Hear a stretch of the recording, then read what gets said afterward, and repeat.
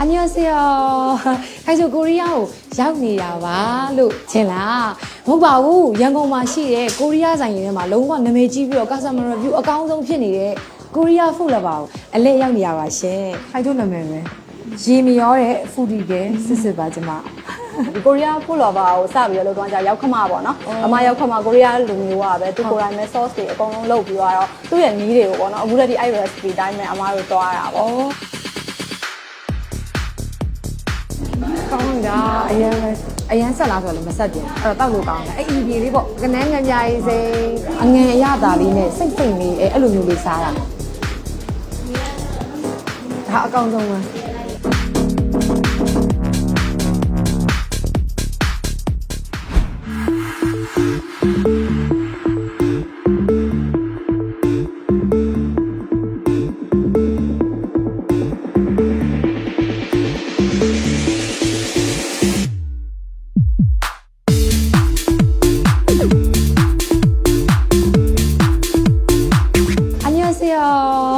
ခိုင်ဆိုကိုရီးယားကိုရောက်နေတာပါလို့ထင်လားမဟုတ်ပါဘူးရန်ကုန်မှာရှိတဲ့ကိုရီးယားဆိုင်တွေမှာလုံးဝနာမည်ကြီးပြီးတော့ customer review အကောင်းဆုံးဖြစ်နေတဲ့ကိုရီးယား food lover ကိုအလဲရောက်နေရပါရှင်အဲ့တော့ဒီဆိုင်ကလေရန်ကုန်မှာဆိုလို့ရှိရင် customer review တော်တော်ကောင်းတာဒီမှာဆိုလို့ရှိရင်သူကကိုရီးယားစာထူးထူးခြားခြားစမ်းစမ်းပြလေးတွေလည်းရတယ်ခိုင်ချိုတို့တွေကိုရီးယားကားတွေကြည့်ပြီဆိုလို့ရှိရင်ကိုရီးယားစာတွေအရန်စားကြတာသူတို့ကစားပြတာအခုဆိုလို့ရှိရင်ပို့ဆိုးရသလားဟိုဂျောနာကားထဲမှာလေချင်းမင်းတုတ်ကြီးလေခွန်ကြွရသိတယ်မလားအေးအဲ့ဒါခိုင်ချိုလည်းအရင်စားကျင်နေရဒီနေ့တော့ဆန္ဒတွေပြေးသွားပြီကိုရီးယား food lover ကလေဘယ်နားမှာဖွင့်ခဲ့ရလဲဆိုတော့အရင်ကတောင်ကလာမြင်တာနားမှာဖွင့်တာအခုဆိုင်ပြောင်းသွားပြီဒီနေ့ကဆိုင်ဖွင့်ပွဲအဲ့တော့ဘယ်နားရောက်သွားရလဲဆိုတော့ကမာကြီးလန်းနဲ့တန်တုမာလန်းတောင်သူနာဈေးအနီးမှာရှိတယ်အဲ့နားကိုပြောင်းသွားတာပေါ့နော်အဲ့တော့ဒီနေ့ထူးထူးခြားခြားဆန်းဆန်းပြပြလေးတွေစားပါမယ်နောက်ပြီးတော့ပြောအောင်မယ်ဒီမှာကြည့်ဟန်ဂျူဝတ်ထားကြည့်နော်ဒီလိုမျိုးလေးတွေဝတ်ပြီးတော့ဒီမှာဓာတ်ပုံအလှလေးလည်းရိုက်လို့ရပါတယ်ဆိုတဲ့အကြောင်းလေးပြောချင်ပါတယ်ကဲအခုသွားပြီးတော့အစားအစာဆန်းဆန်းပြပြကိုရီးယားစာတွေတူတူသွားပြီးတော့စားလိုက်ရအောင်လို့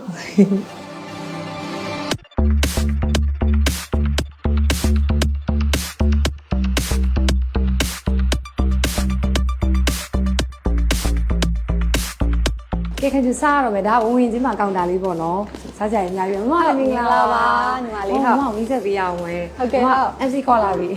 ဟုတ်ကဲ့ရှင်းပြပေးပါဦးဒီမှာဘာတွေရလဲပေါ့နော်ဒီနေ့ကဆိုင်စားဖွင့်လာဆိုအမတို့ကဟိုပါပေါ့ဒီက promotion အနေနဲ့9000ပို့ဝယ်ယူတဲ့ယူတိုင်းကိုဗလာမပါကန်ဆန်းမဲလေးမဲဖောက်ပေးမှာပေါ့နော်ဒီလိုထုတ်တဲ့အခုဒီယာလေးရှိမယ်ဒီလိုတုပ်ပတ်လေးပါမယ်တုပ်ပတ်လေးဒီ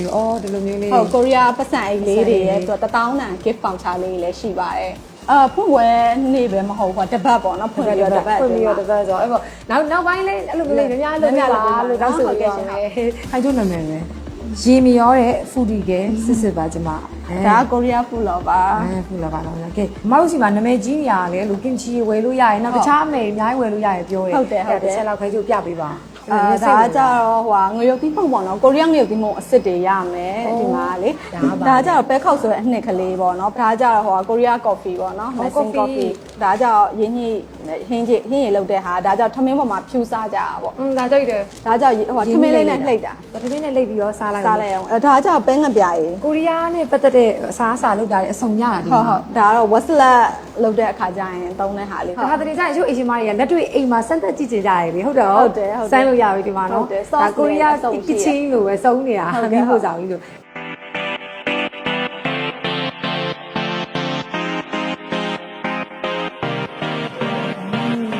အများကြီးပဲ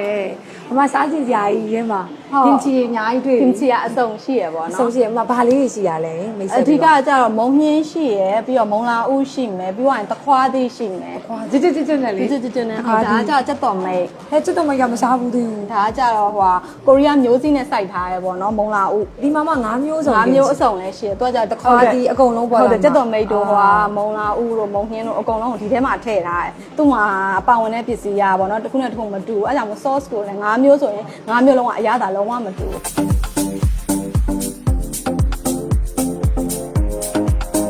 ဒီ ဒီကိုရီးယား food lover ကိုစပြီးတော့လုပ်တော့ကြရောက်ခမပေါ့နော်အမရောက်ခမကိုရီးယားလူမျိုးကပဲသူကိုယ်တိုင်ပဲ sauce တွေအကုန်လုံးလုပ်ပြီးတော့သူ့ရဲ့နီးတွေကိုပေါ့နော်အခုလည်းဒီအဲ့ recipe တိုင်းပဲအမတို့သွားတာပေါ့ အဲ့ဆိုကိုရီးယား ကိုရီးယားအရသာစစ်စစ်အတိုင်းပဲပေါ့နော်ဒီမျိုးစီရကြတော့လေကိုရီးယားနေပဲလေအမတို့ကတင်သွင်းလာတာပေါ့နော်ယူလာပြီးတော့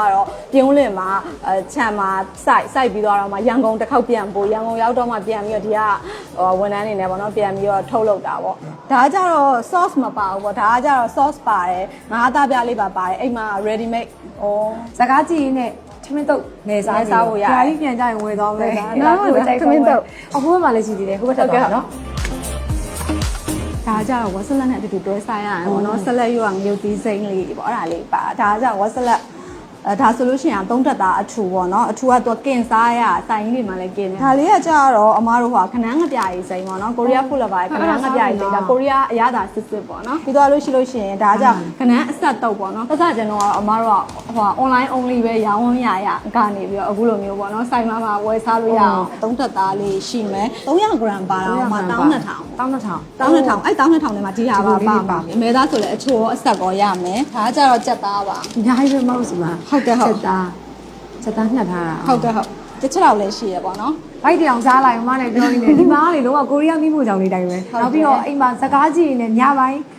ကိုရီးယားစားချင်တဲ့သူတွေဒါတွေဝယ်ထားတင်ပါတယ်လို့ပြောနေတယ်ခိုင်ကျွားတော့စားတော့မယ်ဟုတ်ကဲ့အမလည်းအကောင်းဆုံးပြင်ဆင်ပေးပါမယ်အကောင်းဆုံးဟာကြီးစားမယ်နော်ဟုတ်ကဲ့ bye bye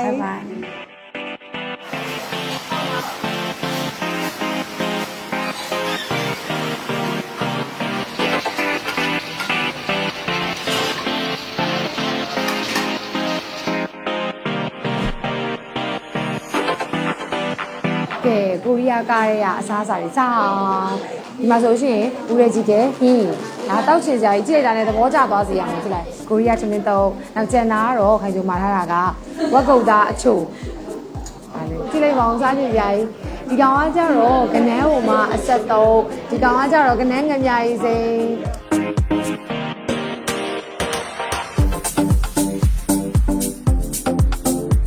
နီးရနေသေးရမဟုတ်ဘူးเนาะခိုင်ကျိုးကတော့တမင်းလုပ်ရင်းနေပြီမယ်ပေါ့เนาะကိုစကားတွေကတိုင်း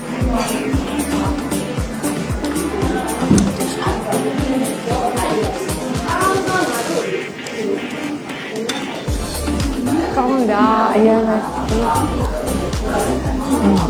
အမားတို့ရဲ့ဒီကိုရီးယားတမင်းတုပ်ကလေခိုင်ကျိုးစားဖို့တဲ့ဒီကိုရီးယားတမင်းတုပ်တွေထဲမှာတော်တော်ကောင်းတာ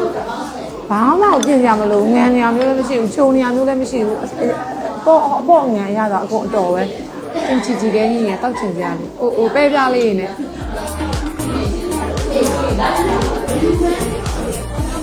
အရန်ဆက်လားဆိုတော့လည်းမဆက်ပြန်အဲ့တော့တောက်လို့ကောင်းတယ်အဲ့အီပြေလေးပေါ့ဒီချမင်းတော့ဝင်းနဲ့တွဲစားရင်တော့လုံးဝအလိုက်ပဲဝက်3တက်သားအောင်မှသူကအဆက်လေးပေါ့နော်ဒီလေးဟာပုံမှန်တော့သူကဒီတိုင်းစားရင်လေသူ့ရဲ့ဒီဝက်3တက်သားအဆက်ကအရသာရှိပြီးသားနည်းနည်းရောဆက်တယ်ဒါပေမဲ့အရင်တော့မဟုတ်ဘူးဒါလေးညှိပါမယ်ဒါကကြက်အဆက်ပေါ့နော်ကြက်သားကြိုက်ကြတဲ့လူလေးတော့အိုးစားကြကြကြီး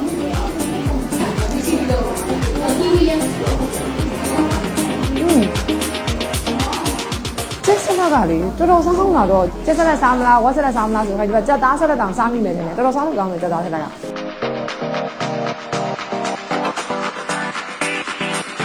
ကနန်းငမြကြီးစိန်ရဲ့ဒါကကနန်းအဆက်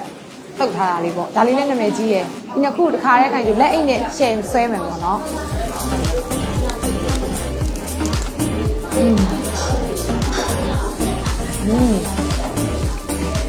ကောင်းတယ်တော့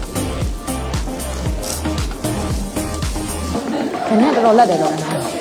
အငယ်အရသာလေးနဲ့စိတ်လေးအဲ့လိုမျိုးလေးစားတာပြီးတော့ကနန်းရဲ့အချိုရတာတော်တော်ရတယ်ဒီမှာဆိုကြည့်ရှယ်တယ်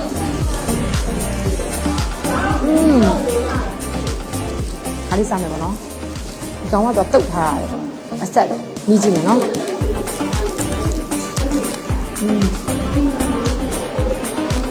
ီကနန်းအဆက်တုတ်ကကြတော့နည်းနည်းဆက်တယ်ပြီးတော့ပိုလေးတယ်အရသာလေးရကြိုက်တဲ့လူတွေကဒါရေးပေါ့ဒီဆိုင်မှာလုံးဝနာမည်အကြီးဆုံးဖြစ်တဲ့မုံညင်းပေါ့နော်သူကတော့လုံးဝနာမည်အကြီးဆုံးပဲဒီမှာကာစမာကြီးကပါဆယ်အားစာဆွဲကြရတဲ့ဒါကိုဒါမုံညင်းတင်ချင်ပြင်ချီပါလို့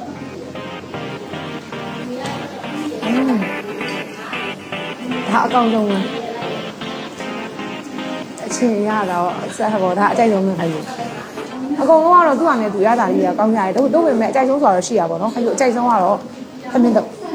ကိုရီးယားသမင်းတော့တော်တော်ကြီးကိုအကောင်းဆုံးပါမြည်ကြည့်ပါဒီလိုလိုက်အဲ့ဒါစားပြအောင်စားပါဟင်းရည်ကတော့ဒီမှာတော့အများကြီးရတယ်ပေါ့နော်ဟင်းရည်အစုံတို့ပေမဲ့ခိုင်းကျူကဒီကင်ချီကြီးတဲ့ဟင်းရည်လေးကိုလည်းတော်တော်ကြီးကိုကြိုက်ပါတယ်လို့ဒါလေးလည်းကောင်းတယ်အဲ့ဒါခိုင်းကျူအကြိုက်ဆုံးလေးရွေးပေးလိုက်ပြီးခိုင်းကျူအခုဆက်စားတော့မယ်လို့မပြောပြတော့ဘူးဆွဲပြီနော်